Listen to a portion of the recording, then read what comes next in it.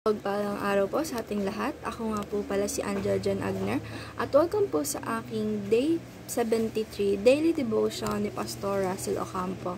At para po ngayong araw ay ang panibagong series about the Forgotten God at ang topic po natin ngayong araw, October 7, 2024 ay The Spirit Regenerates Dead Sinners. At ang scripture po natin ngayong araw, Titus 3 verse 4 to 5. But when the goodness and loving kindness of God our Savior appeared, He saved us not because of our works done by us in righteousness, but according to His own mercy, by washing our regeneration and renewal of the Holy Spirit.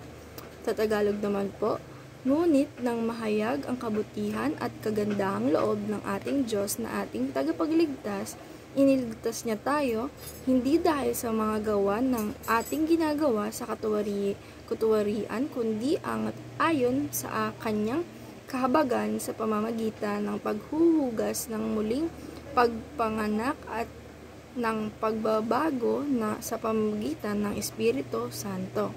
And teaching number 1, we are spiritually dead in our sin. Sabi naman po dito, nang hindi pa natin nakikilala ang ating Panginoong Diyos ay tayo daw po ay patay sa kasalanan natin dahil sa ating mga pagsuway at mga kasalanan at hindi sinusunod natin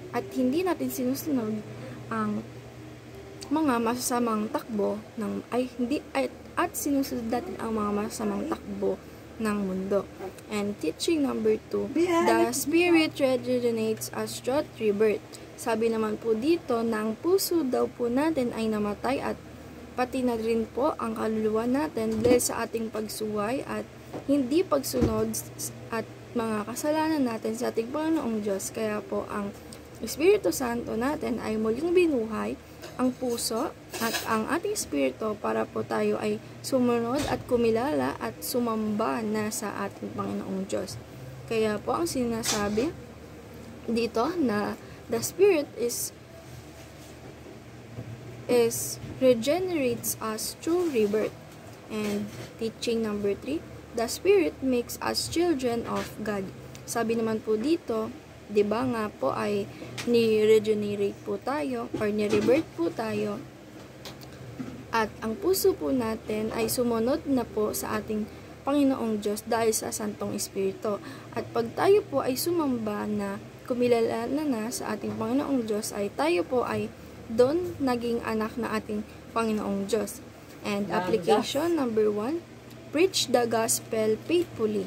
Sabi naman po dito na pag tayo daw po ay magpipreach ng gospel is dapat po faithfully lang po at hindi naman po natin makakaya na kapag nag-speech tayo ng gospel sa mga kapwa natin o mga tao ay magbabago na po tayo is magbabago na po sila ay hindi po ganun yun dahil ang Santong Espiritu po ay sila po yung magbabago doon sa puso at espiritu ng tao na sila po yung magpapalambot doon kung matigas po ang puso nila at ang Santong Espiritu po ang bahala doon. Tayo naman po ang nakikilala na ang Santong Espiritu at ang Panginoong Diyos ay ang magagawa lang po natin ay mag-preach ng faithfully ng gospel. And application number 2, pray for our loved ones and friends.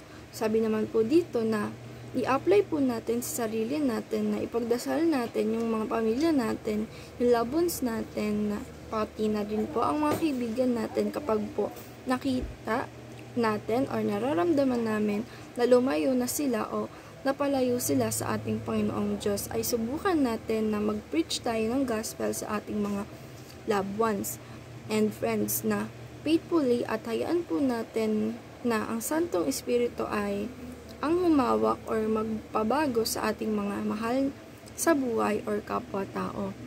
And application number 3, pursue the leading of the Spirit.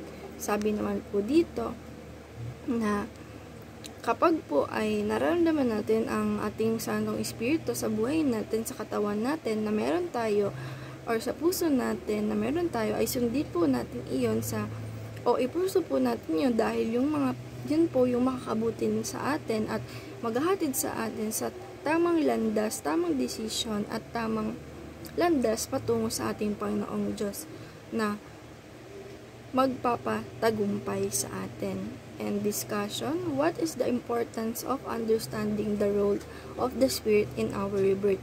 Para po sa akin, importante po na malaman natin ang importance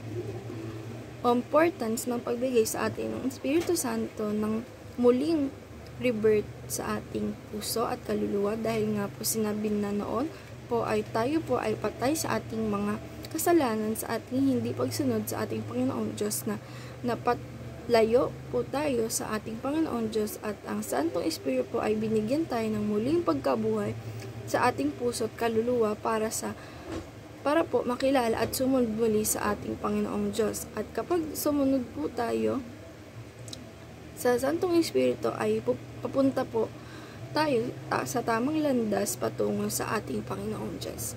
And ayun lang po ngayong araw. Maraming salamat. God bless.